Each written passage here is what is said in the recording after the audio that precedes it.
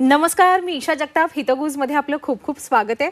या विशेष कार्यक्रमात आपण आपल्या मानसिक शारीरिक आरोग्याविषयी तज्ञ डॉक्टरांसोबत चर्चा करतो, त्यांच्याकडून मोलाचं असं मार्गदर्शन मिळवतो. नव्या पिढीचं जे पालकत्व आहे हे जुन्या पिढ्यांपेक्षा खूप वेगळं असं म्हणतात. आजचे जे पालक आहेत ते जुन्या हुकुमशाही पद्धती सोडून मोकळा संवाद साधतात आपल्या मुलांशी. त्यांचं मानसिक आरोग्य कसं सुदृढ राहील याकडे त्यांचा कल असतो. शिवाय मुलांसोबत एक मैत्रीपूर्ण आपलं नातं असावं यावर त्यांचा जास्त भर असतो.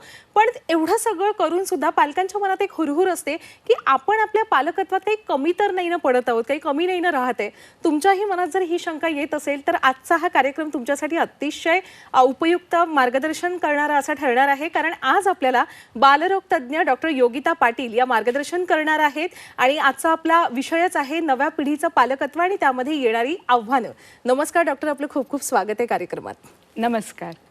सुरुवातीला डॉक्टरांची आपल्याला ओळख करून देते. त्यांचं रावेरमध्ये माऊली हॉस्पिटल आहे आणि तिथल्या त्या प्रसिद्ध अशा बालरोग तज्ञ आहेत. त्यांनी त्यांचं MBBSचं शिक्षण हे डॉक्टर वसंतराव पवार मेडिकल कॉलेजमधून पूर्ण केलं, जे नाशिकमध्ये आहे. तर त्यांनी त्यांचं पदव्युत्तर शिक्षण हे वाडिया पीडियाट्रिक हॉस्पिटलमधून पूर्ण केलं, जे मुंबईच्या परळ भागात आहे. तसंच त्यांनी LLB ही पदवी सुद्धा संपादित केलेली आहे. देवी अहिल्याबाई होळकर विश्वविद्यालय इंदोर इथून त्यांनी ही पदवी संपादित केलेली आहे. रावेरमधील माऊली फाउंडेशनच्या त्या अध्यक्ष आहेत आणि त्यांना आजवर विविध पुरस्कारांनी सन्मानित करण्यात आलेलं आहे. सुषमा स्वराज आंतरराष्ट्रीय गौरव पुरस्काराने त्यांना सन्मानित करण्यात आलेलं आहे. कोरोना काळात निशुल्क 5,000 लहान बालकांना ऑनलाईन व्हिडिओ कॉलिंगद्वारे ट्रीटमेंट करून त्यांना मोठ्या त्रासातून वाचवल्याबद्दल त्यांना या पुरस्कारांनी सन्मानित करण्यात आलं. सातपुडा पर्वत रांगांमधील आदिवासी भागांमध्ये असलेले प्रोटीन एनर्जी माल न्यूट्रिशन म्हणजेच कुपोषित बाळांना अंगणवाडी मदतनीसमार्फत निशुल्क तपासणी केल्याबद्दल त्यांना पुरस्कृत करण्यात आलं. त्यांना नारी शक्ती सन्मानाने सुद्धा पुरस्कृत करण्यात आलंय. व्हॉइस ऑफ मीडियातर्फे सेंट मदर तेरेसा आदर्श सामाजिक पुरस्काराने त्यांना पुरस्कृत करण्यात आलंय. वैद्यकीय क्षेत्रात अनमोल योगदान त्यांनी दिल्याबद्दल हा त्यांचा गौरव करण्यात आला. सेवारत्न पुरस्कार जनकल्याण फाउंडेशनद्वारे त्यांचा पुरस्कार त्यांना गौरविण्यात सुद्धा आलेला आहे. आता आपण अजिबात वेळ न दवडता त्यांच्याकडून मार्गदर्शन मिळवूया. खरं तर आत्ता जसं मी सांगितलं की नव्या पिढीचे पालक जे असतात ते अगदी आपल्या मुलांना त्यांचे मैत्रीपूर्ण संवाद साधतात, त्यांच्याशी मोकळा आपला संवाद कसा राहील, मैत्री कशी राहील यावर त्यांचा भर असतो. पण तरीसुद्धा त्यांना भीती वाटते की आपण कुठे कमी तर नाही ना पडणार. त्यांच्या पालकत्वामध्ये कोणकोणती आव्हाने येतात हे आपण पाहणारच आहोत. पण तत्पूर्वी मला तुमच्याकडून जाणून घ्यायचं आहे की तुम्ही अगदी ग्रामीण भागांमध्ये, अगदी आदिवासी भागांमध्ये सुद्धा प्रॅक्टिस करता. तिथे प्रॅक्टिस करत असताना कोणकोणत्या चॅलेंजेसचा सामना तुम्हाला करावा लागतो, कोणकोणती आव्हानं तुम्हाला झेलावी लागतात? हो हो. आज गुरुपौर्णिमा आहे, तर सगळ्या प्रेक्षकांना गुरुपौर्णिमेच्या खूप खूप शुभेच्छा. आणि माझ्या सगळ्या गुरूंना मी वंदन करून सांगते की माझ्या प्रॅक्टिसला आता 25 वर्ष झाली ईशा. म्हणजे 25 वर्षापूर्वीच्या ह्या गोष्टी आहेत जी मी आव्हानं फेस केली किंवा जे काही मी केलं 25 वर्षापूर्वी जेव्हा मी तिथे गेली तो सगळा ग्रामीण भाग होता, आदिवासी भाग होता. सगळ्यात आधी मला सगळ्यात मोठं आव्हान आलं की त्यांची भाषा, त्यांच्या मी शहरी भागातून तिथे गेलेली होती. माझं एज्युकेशन सगळं माझं मुंबई, पुणे, नाशिक अशा ठिकाणी झाल्यामुळे मला आधी भाषेचा सगळ्यात मोठा प्रश्न आला. पण त्यावेळेस मला माझ्या स्टाफने आणि माझ्या नातेवाईकांनी खूप मदत केली, त्यामुळे त्याच्यानंतर तो प्रश्न माझा सॉल्व्ह झाला. माझे हजबंड हे गायनेकॉलॉजिस्ट आहे. ॲक्च्युली सगळ्यांना माहिती असतं की प्रेग्नन्सीमध्ये ट्रीटमेंट करायची, बट त्यावेळेस मला सोबत फ्री म्हणून समजलं जायचं. अच्छा. हा, ते मला फीस द्यायला पण तेव्हा तयार नव्हते. ऍक्च्युली माझी 30 रुपयेच फी होती. कारण 30 त्यांना ना कन्सेप्ट नव्हती. म्हणजे आम्ही सुरुवातीचेच कन्सल्टंट होतो. त्यांना असं वाटायचं की नुसतं औषधांनी बाळ बरं होत नाही, त्यांना वाटायचं की इंजेक्शन हे महत्त्वाचं आहे. तर मला ही संकल्पना त्यांच्यामध्ये रुजवायला खूप वेळ लागला की नुसतं औषधं घेऊन, प्रिस्क्रिप्शन घेऊन पण बाळाला बरं करता येतं, प्रत्येक वेळेस इंजेक्शन द्यायची गरज नाही. तसंच मला त्यांना ॲडमिशन करताना म्हणजे ॲडमिट राहावं लागतं जर सिरियस असेल तर, ही संकल्पना पण रुजवायला वेळ लागला. NICU म्हणजे पेटीमध्ये बाळ ठेवावं लागतं जर कमी वजन असेल तर, मग त्याच्यासाठी वेगवेगळ्या गोष्टी कराव्या लागतात. ICU असतं. ह्या सगळ्या गोष्टी समजून सांगायला मला खूप म्हणजे जे शिकलेले पेरेंट्स होते त्याच्याबद्दल नाही, बट जे आदिवासी होते, थोडे ग्रामीण भागातले होते, त्यांना मला काउन्सिलिंग करायला, समजावायला बराच वेळ लागला. अच्छा. आता 25 वर्ष झाली आणि खरं तर त्यांना सुद्धा तुम्ही सवयीच्या व्हायला आणि तुम्हाला हे सगळं सवयीचं व्हायला फार वेळ गेला असेल. पण या सगळ्या प्रवासामध्ये ती एक केस म्हणूया किंवा ती एक आठवण फार स्मरणात राहिली आणि कायम राहील अशी एखादी केस सांगू शकता? हो हो. अशा बऱ्याच केसेस माझ्यासोबत झालेल्या आहे, कारण ग्रामीण भागामध्ये सोयी खूप कमी असतात. बरोबर आहे. तर मला एक केस आठवते की साधारण एक 1.5-2 वर्षाची मुलगी माझ्याकडे आली. तिची आई तिला घेऊन आली. ती रेस्पिरेटरी डिस्ट्रेसमध्ये होती, म्हणजे तिला श्वासाचा खूप त्रास होत होता. अगदी वाईट कंडिशन होती तिची. तिची कंडिशन बघताच मी आईला सांगितलं की तुला डिस्ट्रिक्ट प्लेसला, म्हणजे मी रावेरला प्रॅक्टिस करते, डिस्ट्रिक्ट प्लेसला म्हणजे जळगावला जायला लागेल आणि ॲम्ब्युलन्स, ऑक्सिजनवाली ॲम्ब्युलन्स घेऊन जायला लागेल. ऑक्सिजनवाली ॲम्ब्युलन्स म्हणताच तिला थोडासा पैशाचा अंदाज आला असावा. मग ती मला म्हणाली की मॅडम माझ्याकडे एवढे पैसे नाही आहेत, त्याच्यापेक्षा मी हिला घरी घेऊन जाते, आता जे होईल ते होईल. तिचं ते वाक्य ऐकल्यावर मला खूप वाईट वाटलं. मी म्हटलं नाही, ॲटलिस्ट मी काहीतरी प्रयत्न करते माझ्या इथे ठेवून. आपण प्रयत्न चालू ठेवू, शेवटी जे होणार आहे ते होईल, पण ॲटलिस्ट आपण काहीतरी करतो आहे असं तिला मी समजावून सांगितलं. ती लगेचच तयार झाली आणि मग आम्ही तिला ॲडमिट केलं. मी लगेच ऑक्सिजन, नेब्युलायझेशन, IV फ्लुइड्स इंजेक्शन आमचं जे असतं ते सगळं त्या पद्धतीने सगळं सुरू केलं. 24 तासानंतर ईशा ती थोडी स्टेबल झाली, स्लाइटली स्टेबल झाली, तिचा डिस्ट्रेस जरा कमी झाला. आता एक्सरे तेव्हा माझ्याकडे नव्हता, आता पण नाही आहे, ते आता प्रॉपर रेडिओलॉजिस्ट आले रावेरमध्ये, तेव्हा रेडिओलॉजिस्ट नव्हते. एक साधारण एक्सरे मशीन एका जणांकडे होतं, एका डॉक्टरांकडे होतं, त्याच्याकडे मी त्यांना एक्सरे करायला पाठवलं. एक्सरे करायला पाठवल्यानंतर एका एक्सरेमध्ये एक फुफ्फुस किंवा एक लंग पूर्ण व्हाईट वॉश, बापरे, पूर्ण पांढरं. तर माझ्या लक्षातच म्हणजे शॉकच झाली. मी म्हटलं अरे बापरे, हिला इतका निमोनिया झालाय, म्हणजे त्या लंगमध्ये एक तर इफ्युजन म्हणजे पाणी असणार, पस असणार किंवा कन्सॉलिडेशन असणार, पूर्ण व्हाईट वॉश. मग तिथे इतर काही सोयी नव्हत्या. मग मी ॲस्पिरेट करून बघितलं, आम्ही निडल टाकून बघतो की पाणी आहे का, पू आहे का किंवा काय आहे. तसं ट्रेनिंग आम्हाला दिलं गेलेलं असतं इंजेक्शन देऊन. ॲस्पिरेट केलं पण काय आलं नाही. पण मग मी म्हटलं असू दे, आता तिची तशी तयारी नाही आहे काही पुढे काही करायची. मग नंतर आम्ही तिला बऱ्यापैकी ऑक्सिजन वगैरे सगळी ट्रीटमेंट करून तिला स्टेबल केलं. स्टेबल केल्यानंतर जवळपास एक 4-5 दिवसामध्ये ती स्टेबल झाली. स्टेबल झाल्यानंतर जवळच एक सावदा म्हणून गाव आहे, तिथे रेडिओलॉजिस्ट काही दिवसापुरता मुंबईवरून आलेले होते. तर मुंबईहून आले होते, त्यांच्याकडे पाठवलं मी की आपण आता त्याची सोनोग्राफी करून घेऊया, ॲटलिस्ट ते व्हाईट वॉश लंग काय ते लक्षात येईल. तर त्यांचा तिथून मला फोन आला. मी एकदम शॉकच झाले. ते मला म्हणाले मॅडम, हे जे व्हाईट वॉश लंग तुम्हाला जे दिसतंय ना, हे हृदय आहे, ह्या मुलीला एकच फुफ्फुस आहे. बापरे, तिला एकच फुफ्फुस होतं आणि तिचं हार्ट एका बाजूला शिफ्ट झालेलं होतं आणि ते एकच लंग आहे. हे ऐकल्यानंतर मी शॉकच झाले आणि त्या फुफ्फुसामध्ये निमोनिया झाल्यामुळे ती एवढी त्रासात होती. आणि त्याच्यानंतर परत मग ती माझ्याकडे आली. आम्ही 4-5 दिवस अजून ट्रीटमेंट केल्यानंतर ती चांगली झाली.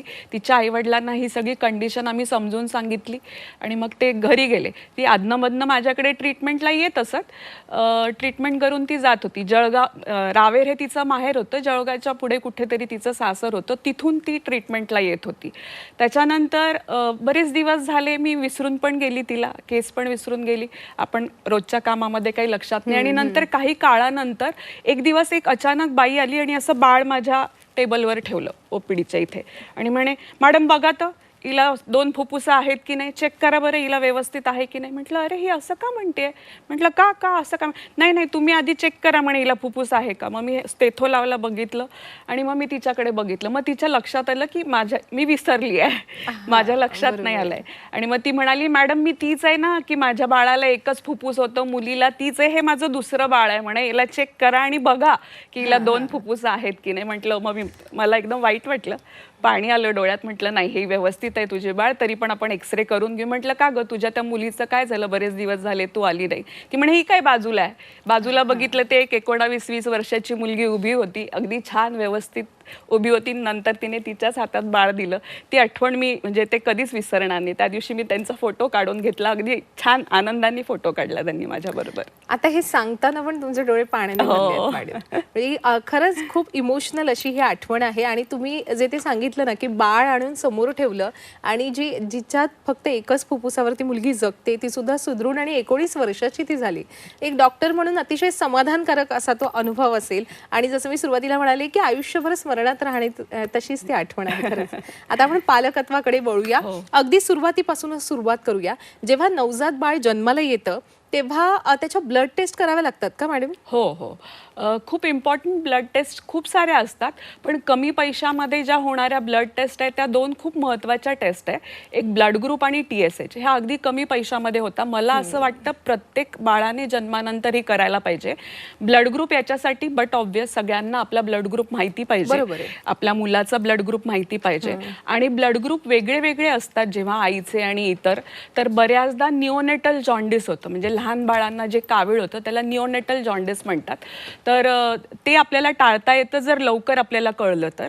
आणि TSH जे आहे, TSH मध्ये हायपोथायरॉइडिझम हा एक आजार आपल्याला खूप अर्ली डायग्नोज करता येतो.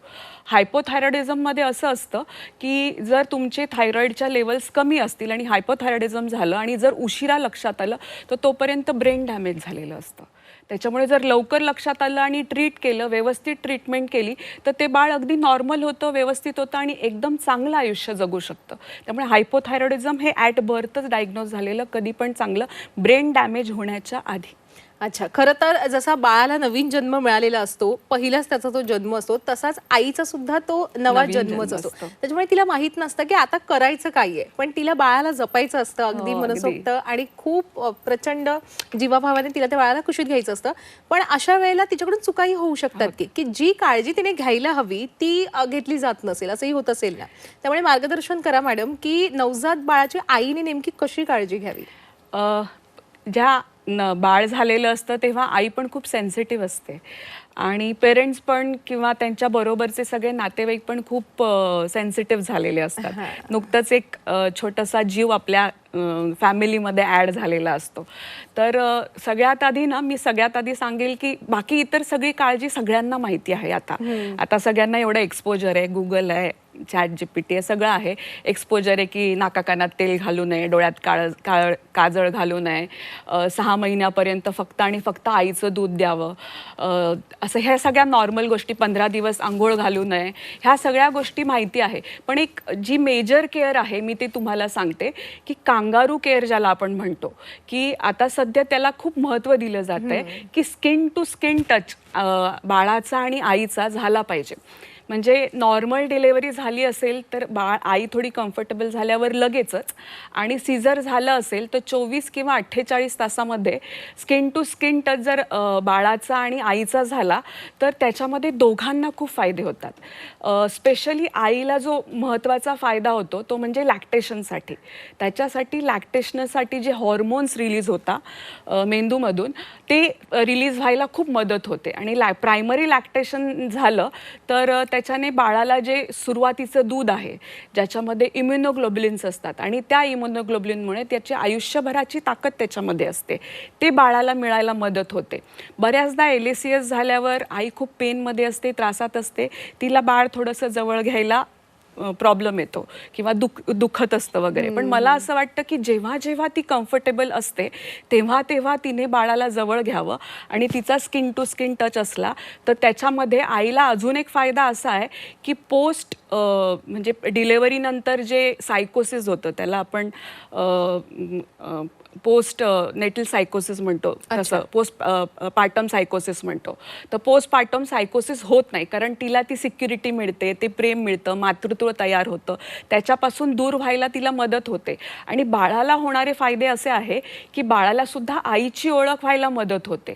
म्हणजे बाळाला आईला धरायला, पकडायला आपण लॅचिंग म्हणतो किंवा ब्रेस्ट फिडिंगला लॅचिंग म्हणतो, त्याला मदत होते.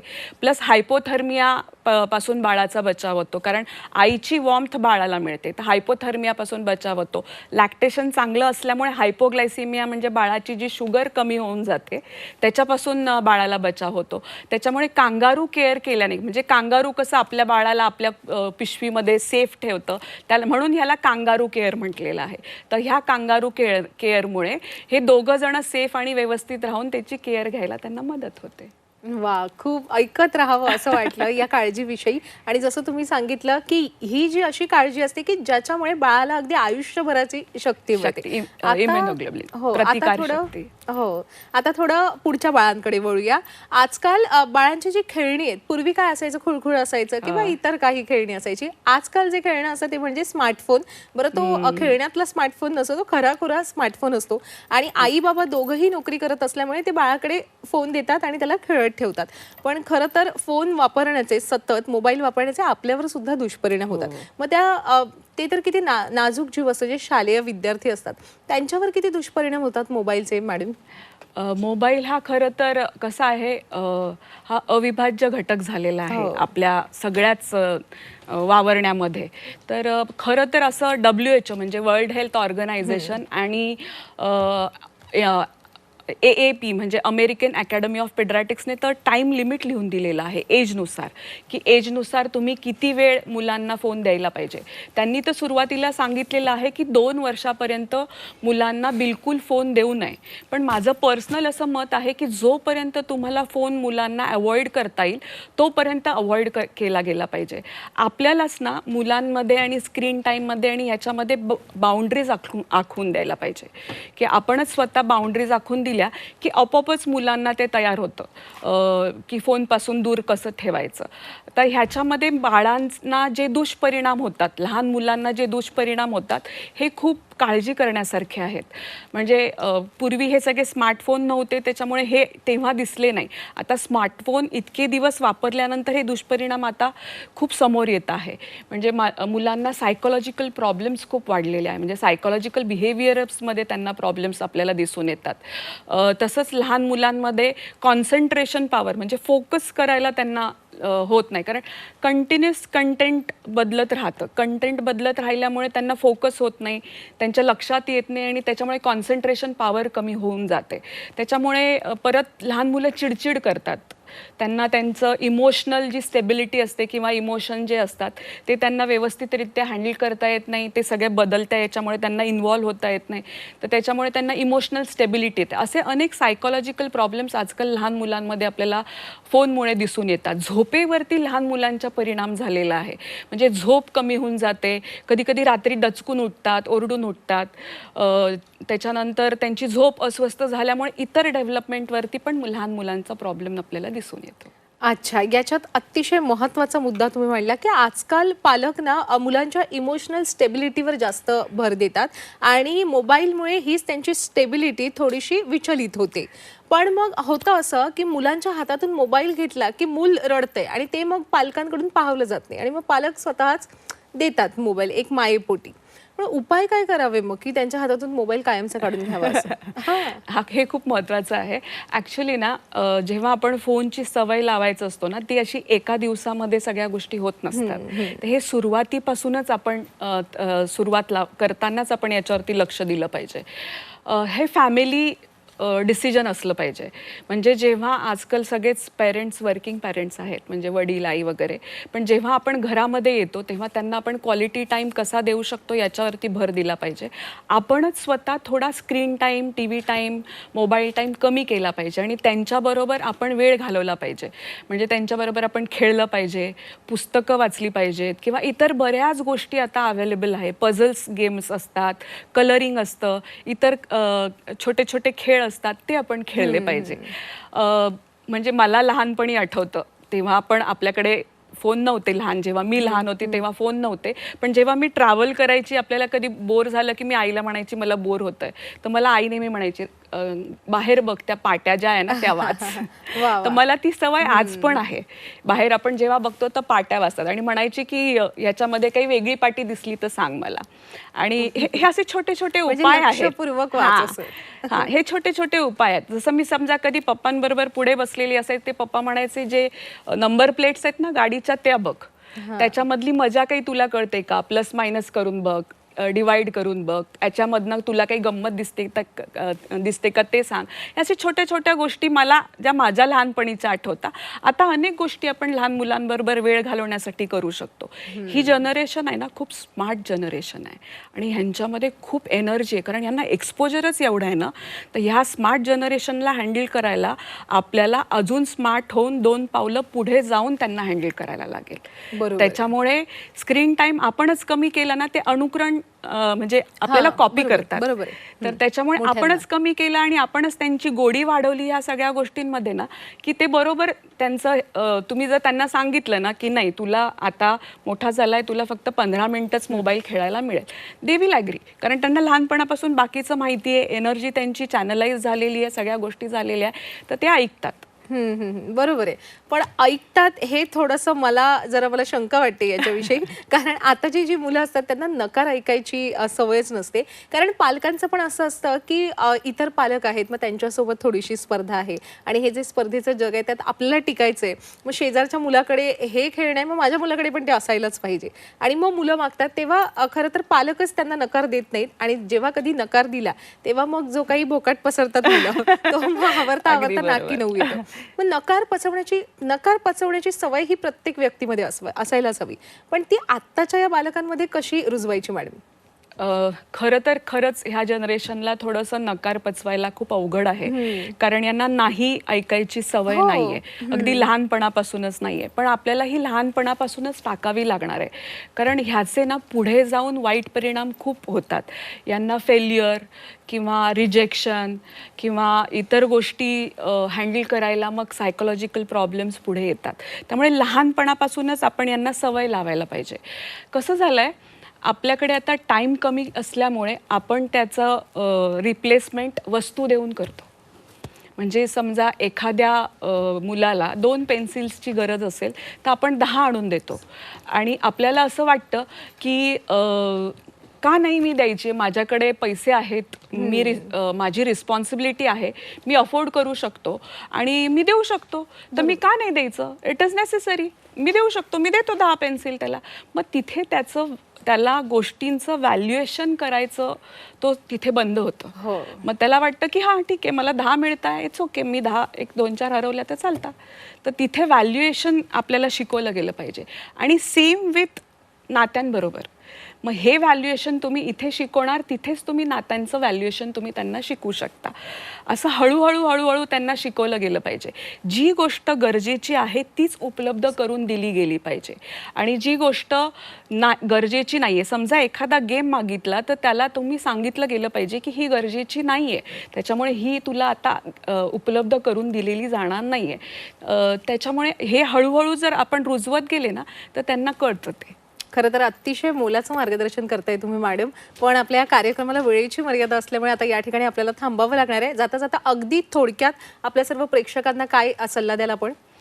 मी प्रेक्षकांना सांगू इच्छिते की हे नवजात बालक आपलं जे नवीन पिढीचे पालकत्व आहे, ही एक अशी काही म्हणजे ठरवून दिलेली गोष्ट नाही आहे की इथे आपण की हा लॉ अप्लाय करायचा किंवा ही गोष्ट अप्लाय करायची. ही सिच्युएशननुसार, इकॉनॉमीनुसार, इमोशनल नीडनुसार, वयानुसार हे बदलत राहणार आहे. ह्याला काही परफेक्शन, लॉ, नियम असं काही नाही आहे. पण आपण ना ह्या सगळ्या गोष्टी ऐकून बघून ह्याच्यामध्ये आपण स्वतःमध्ये बदल करू शकतो आणि मोठ्या चुका आणि ब्लंडर्स टाळू शकतो. आणि समजा असं पण नाही आहे की ते मोठे झाल्यावर आपलं पालकत्व संपणार. ही कंटिन्युअस प्रोसेस आहे. याला आपण इम्परफेक्टली परफेक्ट पॅरेंटिंग म्हणू शकतो आणि ह्या सगळ्या चुका टाळून हळूहळू आपण पुढे जाऊन परफेक्ट पॅरेंटिंग करू शकतो. अगदीच खूपच मोलाचा सल्ला दिलात तुम्ही आणि हे अतिशय महत्त्वाचं मार्गदर्शन होतं आजचं. खूप आभार या कार्यक्रमात सहभागी झाल्याबद्दल. धन्यवाद. थँक्यू. धन्यवाद. प्रेक्षक हो, हितगुजमध्ये वेळ झालेली आहे आता इथेच थांबण्याची. पण ताज्या घडामोडींसाठी नेहमीच पाहत रहा झी 24 तास.